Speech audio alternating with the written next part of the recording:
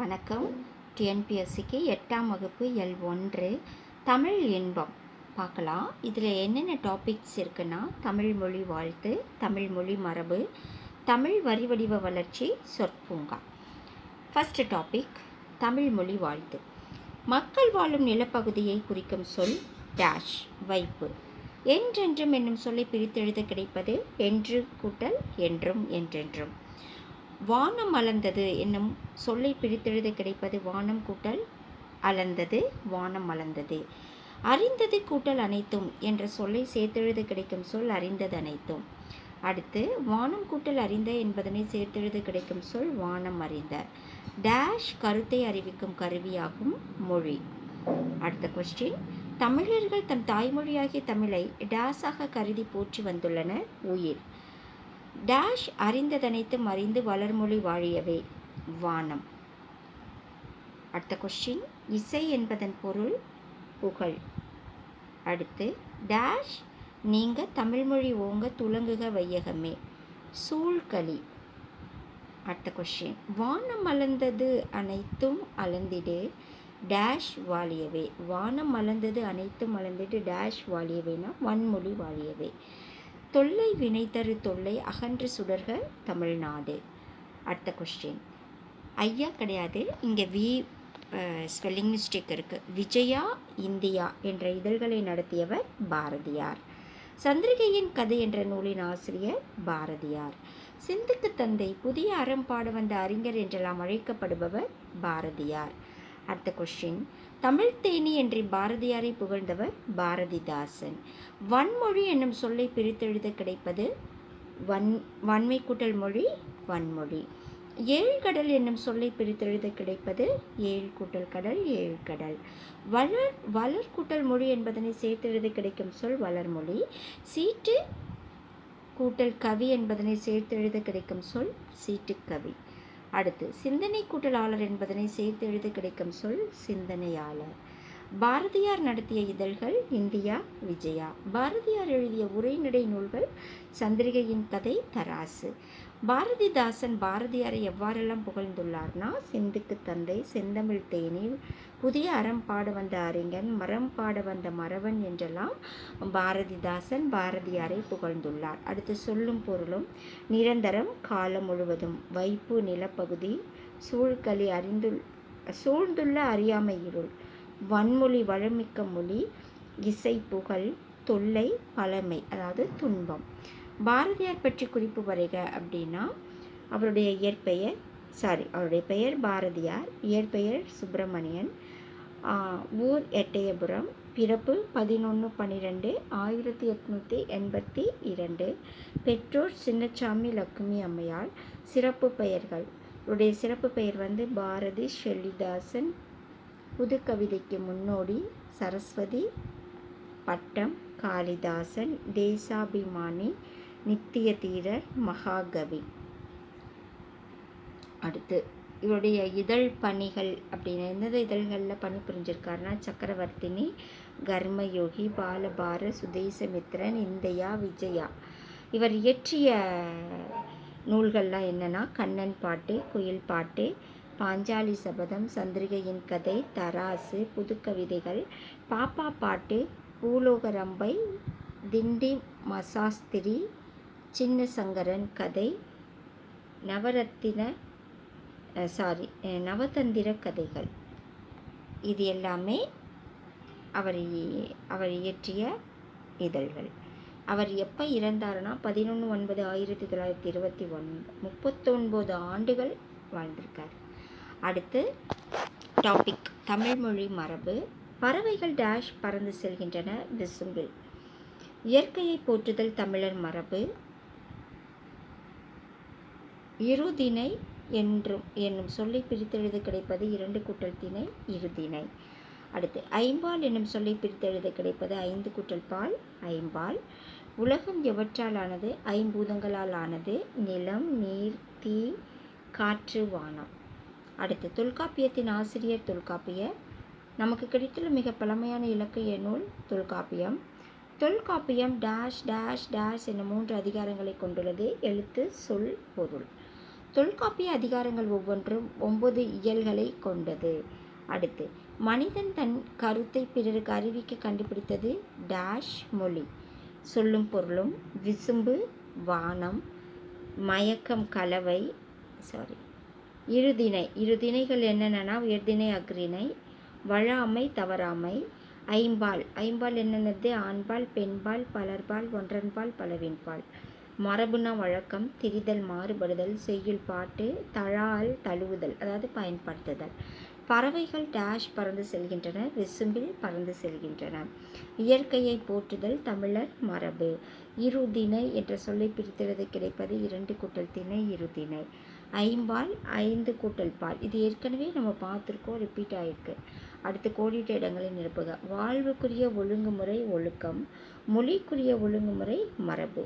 தொல்காப்பியத்தின் ஆசிரியர் தொல்காப்பியர். நமக்கு கிடைத்துள்ள மிக பழமையான இலக்கண நூல் தொல்காப்பியம். டேஷுக்கும் உள்ள தொடர்பை பற்றி தொல்காப்பியம் கூறுகிறது அப்படின்னா செய்யுளுக்கும் மரபுக்கும் உள்ள தொடர்பு. இங்கே கொஞ்சம் மிஸ்டேக்காக இருக்குது. தொடர்பை பற்றி தொல்காப்பியம் கூறுகிறது அப்படின்னு வந்திருக்கும். ஓகே.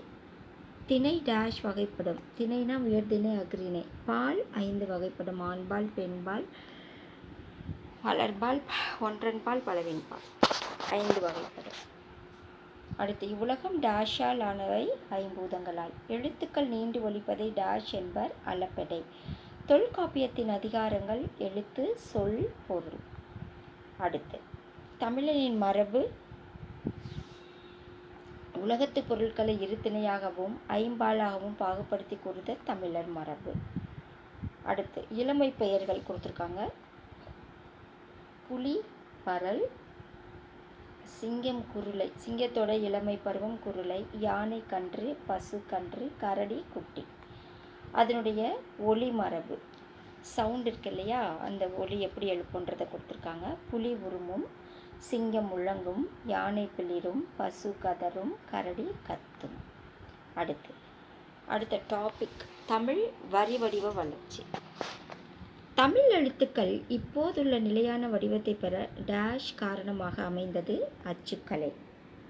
அடுத்து, வளைந்த கோடுகளால் அமைந்த மிக பழைய தமிழ் எழுத்து டேஷ் வட்டெழுத்து. டேஷ் என அழைக்கப்படுகிறதுன்னு வரணும், அது விட்டுருக்கு. தமிழ் எழுத்து சீர்திருத்த பணியில் ஈடுபட்டவர் தந்தை பெரியார். கடைச்சங்க காலத்தில் எழுதப்பட்ட தமிழ் எழுத்துக்கள் டேஷ் என அழைக்கப்பட்டன கண்ணெழுத்துக்கள். எழுத்துக்களில் புள்ளிகளால் ஏற்படும் குழப்பங்களை களைந்தவர் வீரமாமுனிவர். ஓவிய எழுத்து என்றால் என்ன? தொடக்க காலத்தில் எழுத்து என்பது பொருளின் ஓவிய வடிவமாகவே இருந்ததால் அதனை ஓவிய எழுத்து என்பர். ஒலி எழுத்து நிலை என்றால் என்ன?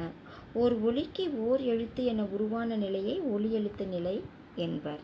அடுத்து, கோடிட்ட இடங்களை நிரப்புக. மொழியை நிலைபெறச் செய்ய டேஷ் உருவாக்கினான் எழுத்துக்கள். சா என்பது டேஷ் எழுத்து, அந்த மாதிரி வரும். இது வடமொழி எழுத்து சா. இங்கே மிஸ்டேக்காக இருக்குது, திருத்திக்கலாம். தமிழ் எழுத்துக்களின் பழைய வரி வடிவங்களை கருங்கல் டேஷ் டேஷ் காண முடிகிறது. சுவர்களிலும் செப்பேடுகளிலும் காண முடிகிறது. அடுத்து, வரி வடிவங்களை டேஷ் டேஷ் என இரு வகைப்படுத்தலாம். வட்டெழுத்து, தமிழ் எழுத்து. ஓர் ஒலிக்கு ஓர் எழுத்து என உருவான நிலையை ஒலி எழுத்து நிலை என்பர். டேஷ் கிபி 7ஆம் நூற்றாண்டு முதல் கிடைக்கின்றன செப்பேடுகள். டேஷ் கிமு 3ஆம் நூற்றாண்டு முதல் கிடைக்கின்றன கல்வெட்டுக்கள். அடுத்து, கண் எழுத்துக்கள் பற்றி குறிப்பிடும் நூல் சிலப்பதிகாரம். தமிழ் எழுத்துக்களில் மிக பெரும் சீர்திருத்தத்தை செய்தவர் வீரமாமுனிவர். ஏ என்னும் எழுத்திற்கு கீழ்கோடிட்டு ஏ என சீர்திருத்தம் செய்தவர் வீரமாமுனிவர். 20ஆம் நூற்றாண்டில் எழுத்து சீர்திருத்தம் செய்தவர் டேஷ் வீரமாமுனிவர். மனிதன் எதற்கு மொழியை கண்டுபிடித்தான்? மனிதன் தன் கருத்தை பிறருக்கு அறிவிக்க மொழியை கண்டுபிடித்தான். மொழிக்கு மொழி எவை வேறுபடுகின்றன? எழுத்துக்களின் வரி வடிவங்கள். மொழிக்கு மொழி வேறுபடுகின்றன. அவை ஒரே மொழியிலும் கூட காலந்தோறும் மாறும் வருகின்றன. கண் எழுத்துக்கள் என்றால் என்ன? கடைச்சங்க காலத்தில் எழுதப்பட்ட தமிழ் எழுத்துக்கள் கண்ணெழுத்துக்கள் என அழைக்கப்பட்டன.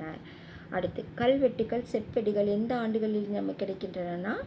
கல்வெட்டுக்கள் கிமு, அதாவது பொதுவான ஆண்டு அப்படின்னு சொல்கிறாங்க. 3ஆம் நூற்றாண்டு முதல் கிடைக்கின்றன. செப்பேடுகள் கிபி 7ஆம் நூற்றாண்டு முதல் கிடைக்கின்றன. அடுத்து, கல்வெட்டுகளிலும் செப்பேடுகளிலும் காணப்படும் வரி வடிவங்களை எத்தனை வகைப்படுத்தலாம்? வட்டெழுத்து, தமிழெழுத்து என 2 வகைப்படுத்தலாம். வட்டெழுத்து, தமிழெழுத்து. ஓகே. கண்ணெழுத்துக்களை எவ்வாறு அறியலாம்? கண்ணெழுத்துக்களை சிலப்பதிகாரத்தில் இடம்பெறும் கண்ணெழுத்துப்படுத்த எண்ணு பல்பொதி என்று தொடரால் அறியலாம். அடுத்து, ஓலைச்சுவடிகளிலும் கல்வெட்டுகளிலும் புள்ளி இடாமல் எழுதுவதற்கு காரணம் அவை சிதைந்துவிடும் என்பதால் புள்ளி இடாமல் எழுதுவதற்கு காரணமாகிட்டன. அடுத்து, சொற்பூங்கா. அடுத்த டாபிக், கோடிட்ட இடங்களை நிரப்புக. தமிழில் சொல் என்பதற்கு டேஷ் என்று பொருள். நெல். எல்லா சொல்லும் பொருள் குறித்தனவே என்பது டேஷ் கூற்று, தொல்காப்பியர் கூற்று. நெட்டெழுத்து 7 ஓரெழுத்து ஒரு மொழி டேஷ் என்பர். ஒரு மொழி என்பர். ஆன்சரிங் வந்துடுச்சு. ஓகே. ஓரெழுத்து ஒரு மொழி என்பர். குற்றெழுத்து 5 டேஷ் இலவே என்பர். மொழி நிறைவு இலவே. உயிர் வரிசையில் டேஷ் ஓரெழுத்து ஒரு மொழிகள் உள்ளன. 6 ஓரெழுத்து ஒரு மொழிகள் உள்ளன உயிரெழுத்துக்களில். உயிர்மெய் நெட்டெழுத்துக்கள் டேஷ் 126. 40 நெடில்கள் ஓரெழுத்து ஒரு மொழியாக வரும் என்றார் டேஷ் நன்னூலார். அடுத்து, குறில்கள் ஓரெழுத்து ஒரு மொழி. குறிலோட ஓரெழுத்து ஒரு மொழி நோ து. அம்பு விடும் கலையை டேஷ் என்பர். ஏகலை என்பர். செந்தமிழ் அந்தணர் என்று அழைக்கப்படுபவர் ரா இளங்குமரனார். தேவநேயம் என்னும் நூலை தொகுத்தவர் ரா இளங்குமரனார். ரா இளங்குமரனார் திருச்சிக்கு அருகில் அல்லூரில் டேஷ் டேஷ் அமைத்துள்ளார். திருவள்ளுவர் தவச்சாலையும் பாவனார் நூலகமும் அமைத்துள்ளார். உயிர் எழுத்துக்களில் உள்ள ஓரெழுத்து ஒரு மொழிகளை எழுதுக அப்படின்னா ஆ இ உ ஏ ஐ ஓ. தகர வரிசையில் உள்ள ஓரெழுத்து ஒரு மொழி தா தி து தே தை. வகர வரிசையில் உள்ள ஓரெழுத்து ஒரு மொழிகளை எழுதுகனா வா வி வை வவ். அடுத்து, குறில் எழுத்துக்களின் ஓரெழுத்து ஒரு மொழிகளை எழுதுக நோ து. யா எழுத்து முன் வந்து நிற்கும் சொற்களை கூறு. யா எழுத்து முன் வந்து நிற்கும் சொற்களை கூறுக அப்படின்னா யா என்பது வினா, யாது, யாவர், யாவன், யாவல், யாங்கு, யாண்டு, யார், யாவை. அடுத்து, ஓரெழுத்து மொழி பற்றி தொல்காப்பியர் கருத்து. நெட்டெழுத்து 7 ஓரெழுத்து ஒரு மொழி. நெட்டெழுத்து 7 ஓரெழுத்து ஒரு மொழி என்பது ஓர் எழுத்து மொழி பற்றிய தொல்காப்பியரின் கருத்து ஆகும். அடுத்து, கால வெள்ளத்தில் கரைந்து தோய்ந்த சொற்களை எழுதுக. ஆள் என்பது ஆ ஆகியது. மான் என்பது மா ஆகியது. கோன் என்பது கோ ஆகியது. தேன் என்பது தே ஆகியது. பேய் என்பது பேய் ஆகியது. இவையெல்லாம் கால வெள்ளத்தில் கரைந்து தோய்ந்தவை ஆகும். அடுத்து, ரா இளங்குமரனார் தொகுத்த நூலின் பெயர் என்ன? தேவநேயம் என்னும் நூலை நா இளங்குமரனார் தொகுத்துள்ளார். அடுத்து, சொற்பூங்கா ரா இளங்குமரனாரின் எந்த நூலுக்கு தொகுக்கப்பட்டுள்ளது? சொற்பூங்கா ரா இளங்குமரனாரின் தமிழன் தனிப்பெருஞ்சிறப்புகள் என்னும் நூலில் இருந்து தொகுக்கப்பட்டுள்ளது. தமிழில் உள்ள ஓரெழுத்து ஒரு மொழிகளை அட்டவணைப்படுத்துக. உயிரெழுத்து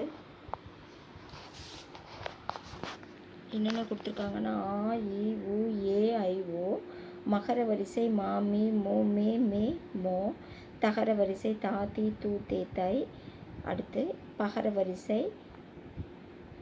பா பூ பே பை போ. அடுத்து, நகர வரிசை நா நீ நே நை நோ. கா கு கை கோ சா சி சே சோ வா வி வை வவ். அடுத்து, யகர வரிசையில் யா. குறில் எழுத்தில் நோ. இதோடு இந்த வீடியோ முடியுது. உங்களுக்கு இந்த வீடியோ பிடிச்சிருக்குன்னு நினைக்கிறேன். நீங்கள் போடுற ஒவ்வொரு லைக்கு தான் எனக்கு அடுத்த வீடியோ போடுறதுக்கு ஒரு மோட்டிவேஷனாக இருக்கும். ஸோ லைக் பண்ணுங்கள். உங்கள் ஃப்ரெண்ட்ஸ் யாருக்காவது வேணும்னா ஷேர் பண்ணுங்கள். மறக்காமல் சப்ஸ்கிரைப் பண்ணுங்கள். நன்றி, வணக்கம். அடுத்த வீடியோவில் பார்க்கலாம்.